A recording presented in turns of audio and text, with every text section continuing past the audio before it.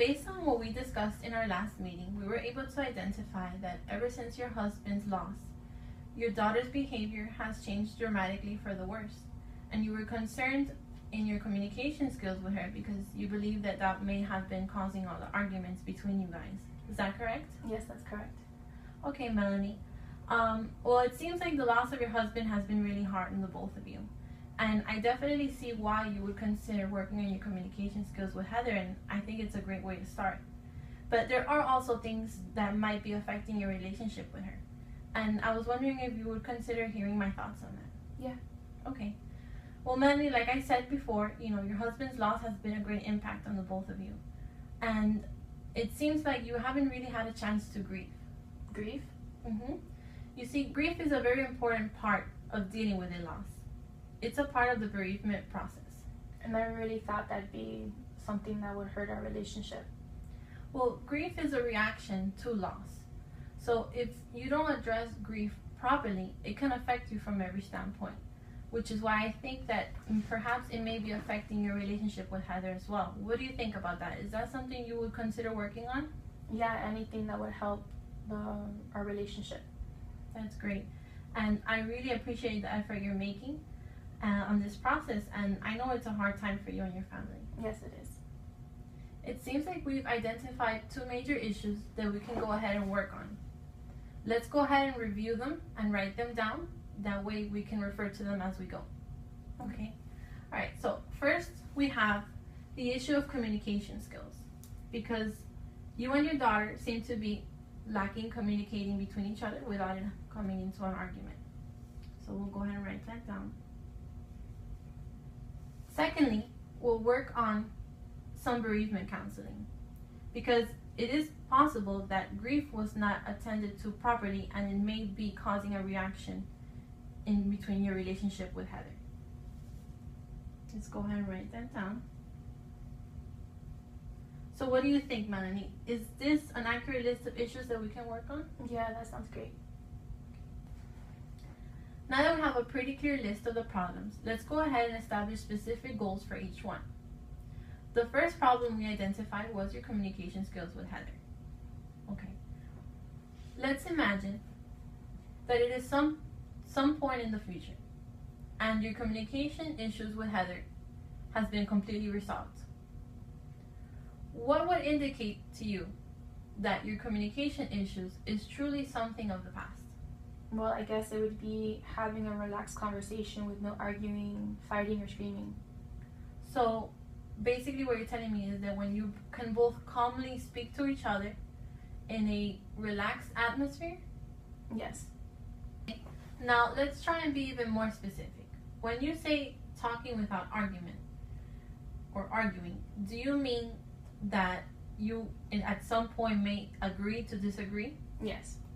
Okay. In a scale from 1 to 10, and 10 being the worst, how would you rate your communication between you and Heather right now? It would have to be an 8. An 8. Okay. And where would you want it to be by the end of our work together? At least a 3. Try to be realistic, so at least. Okay, that sounds like a great improvement. And what would you think would be a reasonable time period to accomplish this? I don't know, maybe 2 months. There's just so much going on right now between the mortgage, the lawyers, and now I have the bank calling me to pay off the debt that he left behind. I can see you're overwhelmed and you have a lot on your plate right now. How about if we keep those thoughts and come back to it later? But for now, let's go ahead and focus on our main goals and how we will accomplish them. Is that okay with you? Yeah, that's okay. Okay, Melanie, so how does this sound for our first goal? Within 2 months from today's date, you will be able to carry on a conversation with your daughter without it escalating to an argument in which either of you will have a successful outcome. Yeah, that sounds good. Okay, I'm going to go ahead and write this down. Okay. I'm desperate to fix this. I can't continue living like this anymore. I feel like I have a problem, like I'm a bad parent. How can I not talk to my daughter? I don't understand.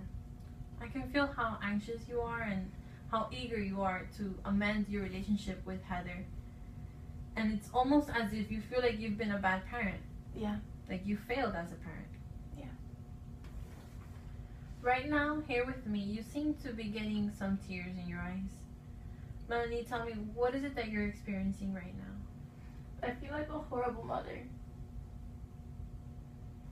You know, Melanie, the fact that you're here trying to amend the situation tells me that you care and love your daughter, and I admire you for that.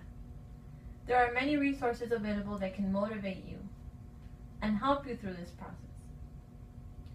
As long as you're willing to do so, and for what I can see, you are determined to improve your life. Right now, those are actions of a great mother, not a bad one. Dealing with a loss and becoming a single parent at the same time is a very difficult situation. It seems to me that you are a very strong and powerful woman to be able to take this on all by yourself.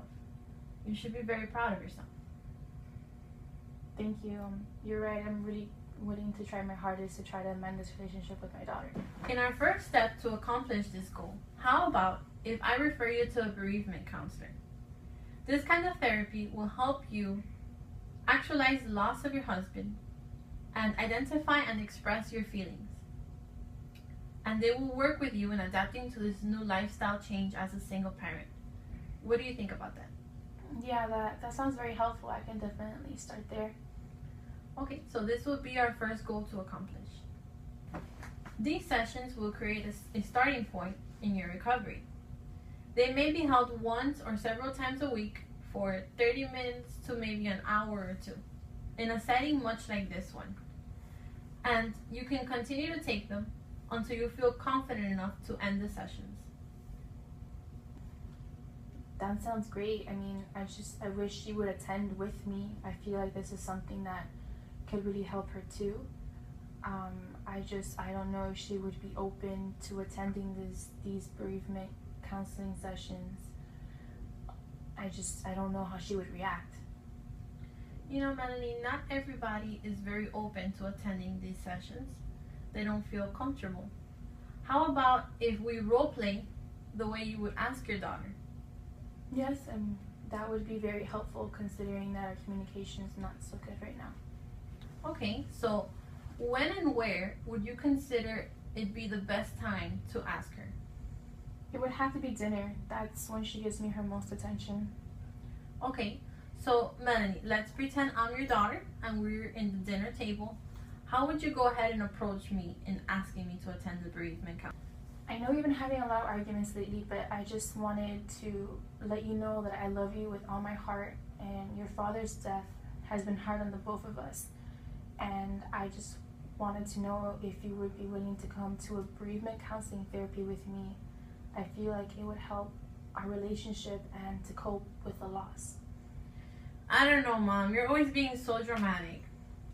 I just thought it would be helpful. Can you at least consider it? Okay, fine. I'll go. So Melanie, tell me, that was great, by the way. Tell me, how did you feel about that? It felt great to tell her that I loved her and to ask her to come with me. It definitely has given me confidence. I can't wait to go home and try it. That's awesome.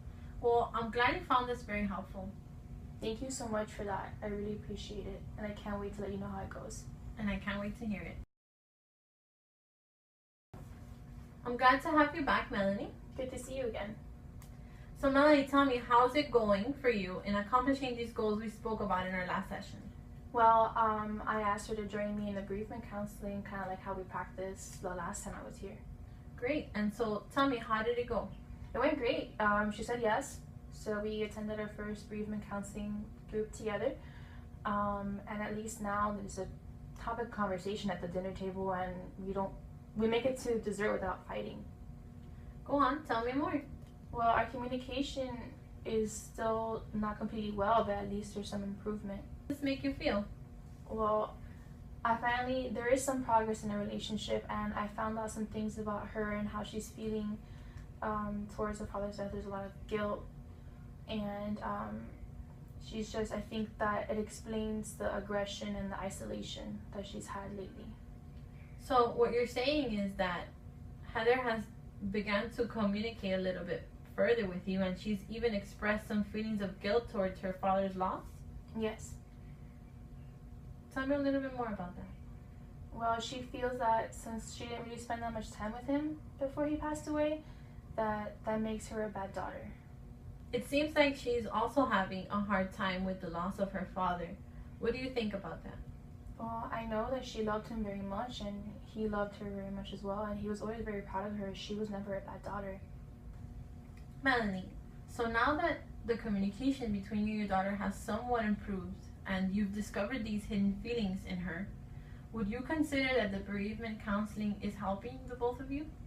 Yes, the bereavement counseling has allowed us to express our feelings in a non-judgmental manner, and actually the counselor had us create a memory box in honor of my deceased husband, and it's actually giving us not only the ability to have some quality time together, but also helping us accept his loss a lot smoother than we were before.